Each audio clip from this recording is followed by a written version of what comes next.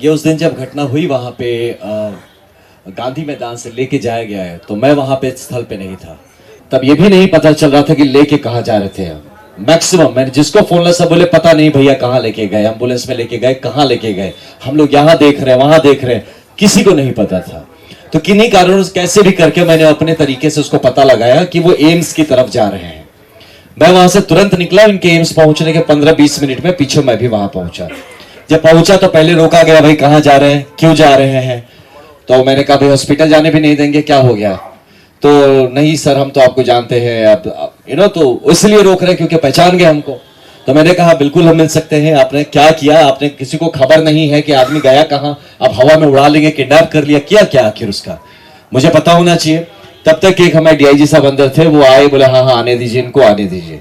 मैं अंदर पहुंचा, वहां पे जाके जब वहां देखता हूं तो बहुत सारे ऑफिसर थे। ये एक बहुत इंपॉर्टेंट बात आप सबको बता रहा हूं, ये डीजीपी साहब से रिक्वेस्ट करूंगा इस बात का संज्ञान ले। एक आदमी का रैंक नहीं दिख रहा था, कौन कौन से ऑफिसर हैं, किसी का नेम प्लेट नहीं था। डीके बासु गाइडलाइंस बोल के कुछ है धरती पर। ये डीके बासु, मैं खुद ऑफिसर रहा हूं, मैं जानता हूं कि आप अरेस्ट, डिटेंशन, ये सब जो प्रोसीजर्स का तरीका होता है। इतनी अनप्रोफेशनल पुलिस मैं मतलब धरती पे नहीं सोच सकता कि भारत में आज भी ये सही में, ये बिहार का वो जो गला था, ये बिहार में ठोक दे कट्टा कपार में, यही पुलिस कर रही है। इतनी अनप्रोफेशनल। रैंक क्या है, नाम क्या है, कौन है, किसी को नहीं पता। ये तो बैंड ऑफ कौन है, हमको क्या पता, कोई बहरूपिया हो, कोई गुंडे हो, ये सच में पुलिस थी या नहीं, एक बंदे का नहीं दिख रहा था। आधे से ज्यादा ने कैप नहीं पहना था। बिहार पुलिस भी है कि नहीं पता नहीं, आप है कौन। तो वहां मैं सबसे पूछ रहा, भैया आप कौन है, क्या है, हाँ बताया जाएगा। वहां पे आते हैं, रूम में बैठा था, आके कहते हैं आपको मेडिकल टेस्ट करना होगा। प्रशांत जी पूछ रहे हैं किस केस में लाए हैं मेरे को, बताया जाएगा। अरे व्हाट इज बताया जाएगा, आपके कुछ नेचुरल राइट्स, फंडामेंटल राइट्स है ना, आपको पता तो होना चाहिए आप डिटेन हुए हैं, आपने मुझे अरेस्ट किया है, बताया जाएगा। तो बोले जब आपको ही नहीं पता आपने मेरे साथ किया क्या, आप कैसे भाई, आप पता नहीं, आप मुझे इंजेक्शन के नाम पे जहर दे देंगे तो कौन जानता है। इतनी दुश्मनी जब दिखा रहे, आप जहर भोंक देंगे मेरे अंदर और फिर कहेंगे किसी कारण से मर गया ये आदमी, तो ये रिस्क होता है ना।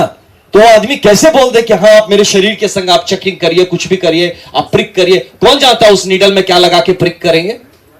तो ये सब का गारंटी आप कैसे, आप उस आदमी पे भरोसा कर सकते हैं जो कि अपना आइडेंटिटी डिस्क्लोज करने को तैयार नहीं कि वो है कौन जिसने डिटेन किया है। हमें क्या पता बिहार पुलिस ही है कोई और है। तो ऐसे सिचुएशन पे जो प्रशांत जी कहते हैं कि भैया आप हमको पहले बताइए कि हमको लाए क्यों है, आप कौन से केस में लाए हैं, कोई पुराना केस है, नया केस है, केस का नंबर बताइए, आप हमारे चार्जेस बताइए, कहां लेके जाएंगे यहां से ये बताइए, मुझे इन्फॉर्म तो करिए किसी को कि भाई हम कहां पे हैं। हमको फोन नहीं करने दिया, जब भैया फोन मत करिए सर, फोन ऑफ रखिए। आप हमारे कम्युनिकेशन नेटवर्क बंद कर देते हैं। मैं फिर बोला ठीक है बाहर, मुझे बोले प्रशांत भैया कि काम करिए आप चल लीजिए बाहर, थोड़ा संभाल दीजिए, मीडिया के भी बंधु होंगे उनको बता दीजिए कि हम सेफ है, लोग में घबराहट ना है किसी तरह का। यह आदमी लगातार सोच रहा है कि किसी तरह का विश्रृंखला नहीं होनी चाहिए, पीस मेंटेन रहना चाहिए। आप आनंद जी बाहर जी और सबको बताइए सब ठीक है, सब कोई घबराने की बात नहीं है। He was trying to make things peaceful और पुलिस उसको और उस पर डाले जा रही है घी। हम निकल रहे, सर थोड़ा बैठ जाइए सर। हम बोले क्यों डिटेन कर रहे हो, नहीं सर आप थोड़ा रुक जाइए, कोई सीनियर अधिकारी आ रहे हैं। मुझे पता है पुलिस तरीका है रोकने का, मैं अब उसको धकेल के तो जा नहीं सकता।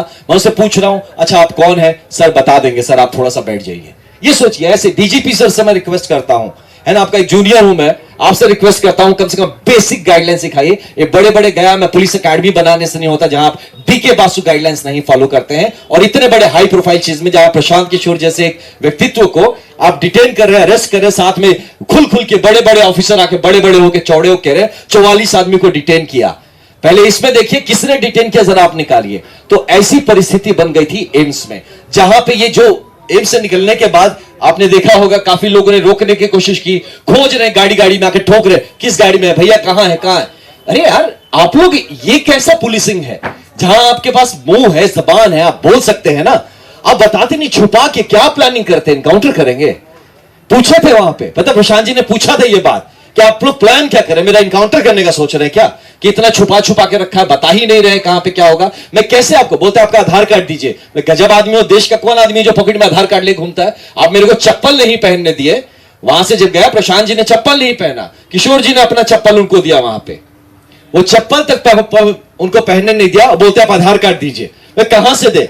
जब आप फोन से, मतलब फोन भी तो मेरा पता नहीं कहां है, आपने फोन भी कहां लेने दिया मुझे? तो ये किस तरह का अरेस्ट प्रोसीजर से, किस तरह का डिटेंशन? सर ने कहा रेड, ये तो हमने, मैं तो मिलिटेंट्स की कैंप अटैक्स करता था, है ना, प्रॉपर कैंप अटैक होता था जब फायरिंग और रॉकेट लॉन्चर चलते थे, वो भी ऐसे नहीं करता था भाई। वहां भी पकड़ लिया तो उसको जूते पहनने देता था, बोलते कागज वागज कहां है, तेरे पेपर्स कहां है? और यहां पे इस धड़ल्ले से हम किस बिहार में रह रहे हैं?